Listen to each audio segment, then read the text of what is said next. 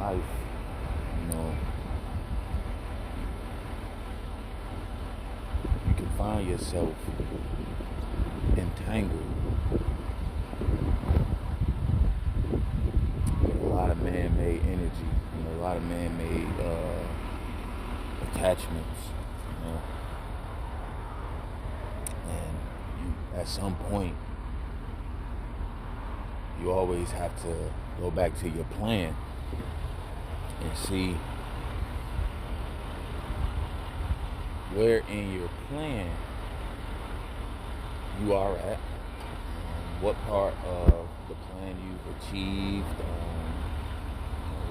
Go double check your checklist of your plan, see how many things how many goals you met, how many things you checked off. You look at the dates beside them, and so you can see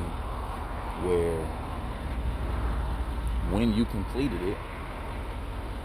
So your projected date was this, and your completion date was this. So you can start seeing if your completion date falls behind your projected date, you can go and analyze what happened there. Before, you can analyze that, like, okay, what did I do that allowed me to achieve this faster, and you document that, so that way you can start seeing a pattern in your own behaviors and in your own business compared to your plan, so you can see what not to do anymore and what to implement more of, and when you're doing your implementations of tracking your progress in your business, you also need to go back to your personal business plan that you wrote for yourself on where you want your life to be, your life plan. And during your life plan, you get to go back and look at your checklist and see how far you've come in your growth of your own life. Have you made decisions now that you wouldn't have made in the past? Have you excluded certain things out of your life? Who are the people, the main people you have around you that you listen to, in your tight community, how do you get away? How do you go and recharge your battery? Because when you have a plan of any form of high achievement or extraordinary achievements, or great success plans and business plans, and you want to serve a lot of people, you want to help a lot of people, even if you just want to liberate your family, no matter what your plan is that you wrote down and you're tracking and you're going after, it's going to be a lot of things that drain you. So you also have to, for me, this is one of my stops I come and make, and this is how I recharge my energy.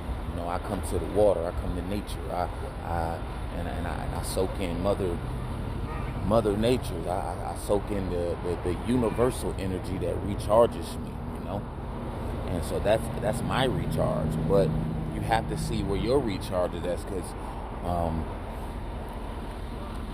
mentally, physically, yeah, we're the energized bundle. We can just keep going and going and going and going and going. Anything you tell your mind to do, your body will do, until your body say, hey, sit down. But once it recharges, you can keep going too. You're going to burn out fast. You're going to live 1 million lives on one, and maybe that's your purpose. Maybe that's what you want in life. But me, I want to enjoy my time, because I understand what time is. Time is something I would never be able to recharge. I would never get back, and I understand that fully. That what time means. Time is the only thing that holds a lot of weight in my mind. People don't sway me. Nothing really sways me. My time and how I spend it. That's very important to me. I take that very, very serious. It's non-negotiable. It's like trust, non-negotiable. If I can't trust you, I can't build with you. There's no foundation that can be built on something where there's no trust. You can't partner up with. That's like good saying, you know what, we just gonna settle with evil today, and let's just see what good and evil looks like together. So on the TV screen, I've seen people try to depict their creations of what that might look like, but I'm not much of a TV watcher. I'm living my life, so it just doesn't work. And since there's no possible way for you to recharge your time, and I know for a fact I'm not getting out of this alive. I also know that I could put myself in predicaments that could speed up that process, and I know how I can remove myself from predicaments that can slow down that process. I had a conversation with a elderly lady, and she was 97 years old. And I seen her coming out with her groceries. I said, man, can I help you with your bags? And I was just being courteous, and she was like, She said, I appreciate the gesture, but I got it. I said, well, how old are you? She was like 97. Now she looked like she was like 68. 97.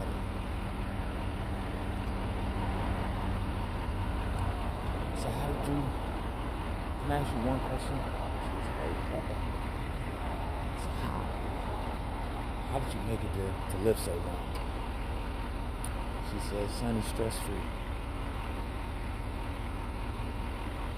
She said, stress will kill you faster than a bullet. She said, worry will kill you faster than a spouse. She said, cancer is nothing compared to stress and worry.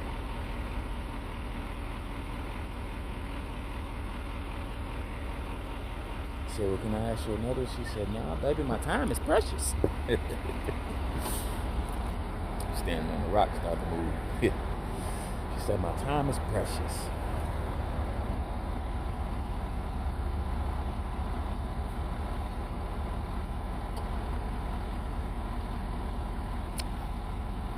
Time.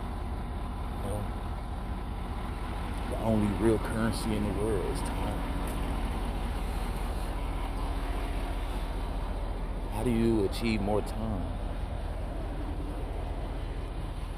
How do you recharge more time? How much is your time worth to you?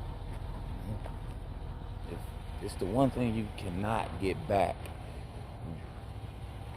why does it not hold weight in the minds of the people that gives it away frivolously? I see people give away their life for a monetary value. I see people lose their life behind a note with a sign, with a quote on it, promissory note called money. Don't make sense. False realities, bad relationships. I've seen something that does not hold the same weight as time destroy more lives than anything.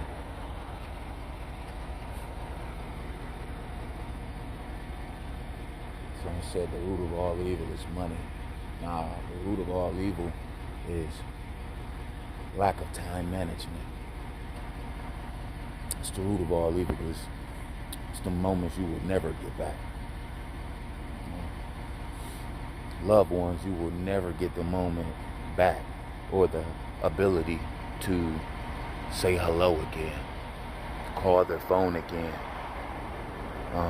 take a picture with them again, go to a party with them again, enjoy their laughter again, their voice again, their smile again.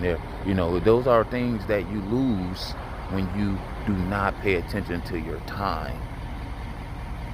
You don't lose people when you pay attention to your time. You know, you enjoy them. You have those moments captured that when you was at the party with them. I've never seen money capture any moment. I've seen moments captured in time, though. I've seen money used as a tool to make a moment better because it was able to supply more efficient equipment or something, or someone else's time to prepare the food, so you were able to enjoy the moment while someone else took on the ability to prepare the food because you use money as a tool. But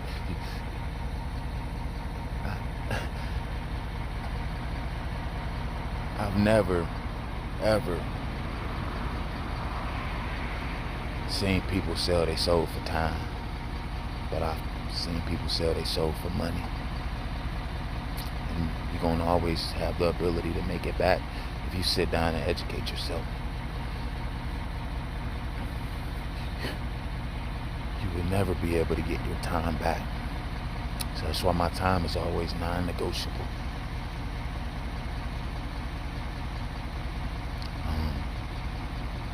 I do not allow anyone to manipulate my time to appease their moment.